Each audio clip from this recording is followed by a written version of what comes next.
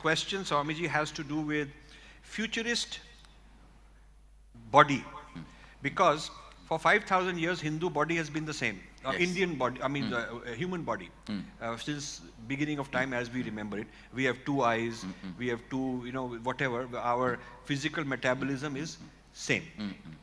Agamas are based on human body because it says right hand. Yes, It yes, does not yes, expect me to have four hands. Yes.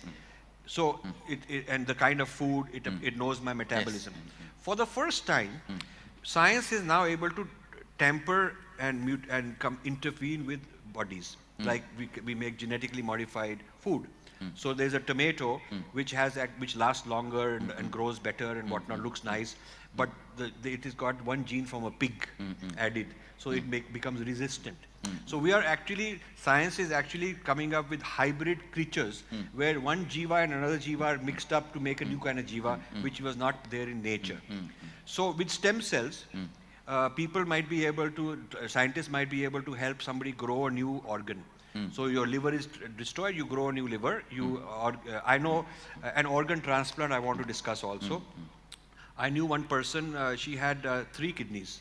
They transplanted extra one because one of the others was damaged. And liver got destroyed, so they put in a new liver. So we have 2 kinds of interventions. One is somebody's organ is transplanted, and I want to know whether the biomemory or muscle memory of that person has come in. That is one question. Second question is, with stem cell, now we are able to grow more organs, which raises some issues also. That what happens if somebody's organ is destroyed, he grows a new organ, and then they are talking about human beings who may be organ farms. So they may go to a poor country and say, okay, now you just keep growing new kidneys and we'll harvest them for sale, and you get some money, it's not costing you anything, and so you just become like a tree grows mangoes, you grow kidneys, or somebody grows eyes, or whatever. This raises a lot of ethics issues also, and scientific issues. What happens to such people, and what do you feel about this kind of intervention of science in the structure of the human body? You see, for this whole, I should look at from the context of what Sadashiva says. See, when he declares, let me become many to celebrate myself. That's the basic context with which the universe expands. That's the basic context of Sadashiva. So the basic law, the first principle, foremost commandment of Sadashiva is coexistence. Coexistence with the love, with the life, with the joy, with compassion, with the sharing. Based on that law of coexistence, non-violence, anything done, I should say it is approved by Sadashiva. Wherever that gets disturbed, then we should go all out to stop that. So I can only come back to the original principle, first principle for solution. How it is adopted, knowing that we can make the individual decisions more strategic decisions. But the basic strategy should be, let's coexist. Let our coexistence be joyful and blissful. If somebody is ready to grow the organ out of love, compassion, and the spirit of coexistence, I may welcome. I may not even say something is wrong. But it could lead to exploitation. Some poor people being used. So that exploitation part need to be managed. That is where we need to bring our awareness, legal enforcement, all that. So it's a point where we need to see the situation and develop a strategy. And I think, Swamiji, in the next generation, next 20, 25 years, we'll need spiritual masters who are able to pass judgment. Constant. And on each case, because case. there is no general rule. Yes, we can't make a general rule. By case studying and passing the exact, precise truth and context as per Sadashiva. And Swamiji, the laws in many of these countries are now open to religious input. So the sad thing is there is no Hindu input as assertive. Christians have set up all these think tanks, Jews have, to figure out what the policy should be from their point of view. It is time for us to do we have to do a policy job. Because this is happening very fast. So for instance, what happens if somebody says, I'll grow an extra organ and put it on Amazon for sale, and you can buy it and download and we'll sell it to you on whatever.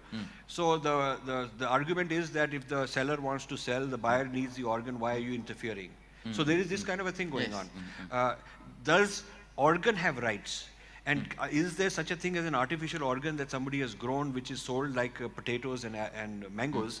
Or is there something wrong about growing this in the first place? And what about the transfer of karmic imprint in an organ that, you know, let's say somebody takes over my kidney because I'm dead and I sign off, and then it goes to somebody. On the one hand, it helps someone live. That's good. On the other hand, they are taking over my karmic memory without knowing it.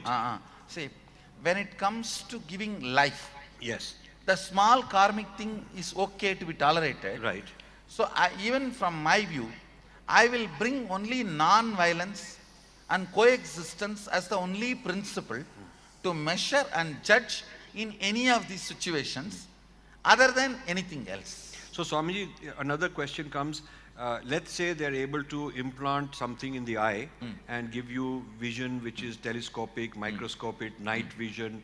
You know, they can implant lens nowadays, so they can implant electronic lens, maybe with wireless connection, and you can watch CNN without even turning on the TV.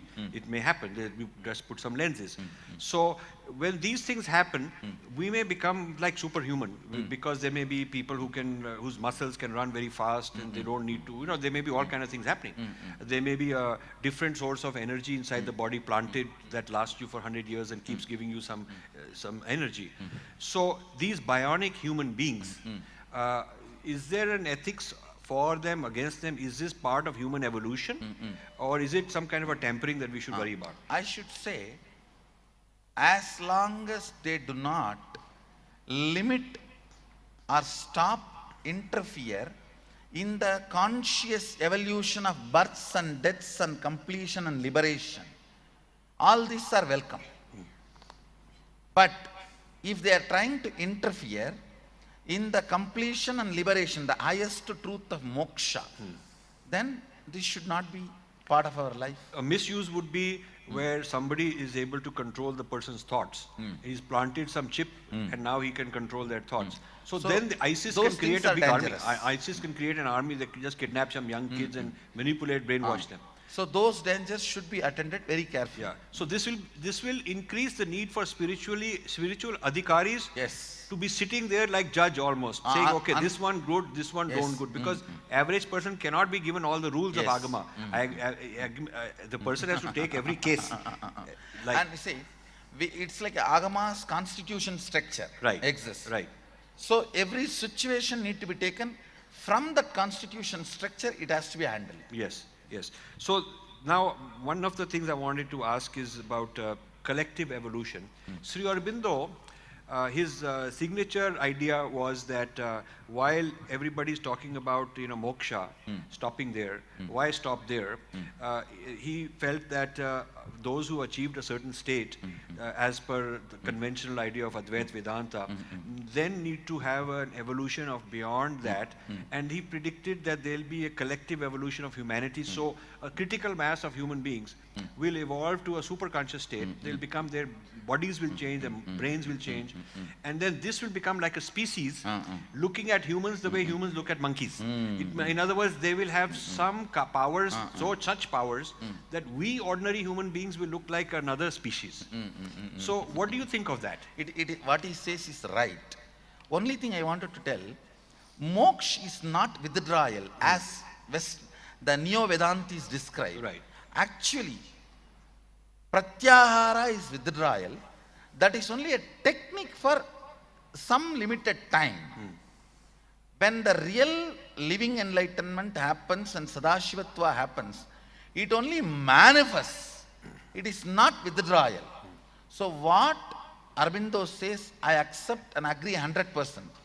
Maybe all the things I am doing, helping people manifest so many powers and states and experience of Sadashivatva, all these also are the effort in evolving more and more, higher and higher, conscious, evolved new species called Sadashivas. So what about the use of biotechnology to accelerate that? Is that But I good should or not? say, as long as they are not violent, and as long as they do not interfere. See, when you teach certain truths to the person, he develops very subtle grooves in the brain to experience that. These bio-interference should not be disturbing those grooves and those sensitive conscious awakenings, then I'm okay with it.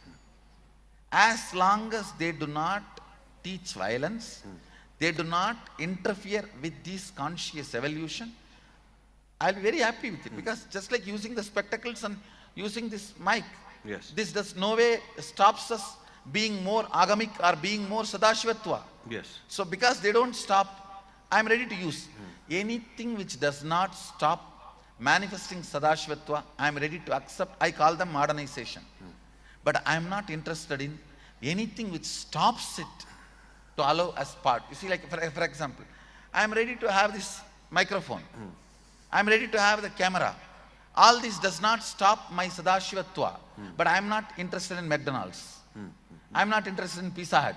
Because that is stopping my sadashivatva. Yes, yes, yes. That food is not letting me to develop my higher conscious energy. So Swamiji- whatever is not interfering, I welcome.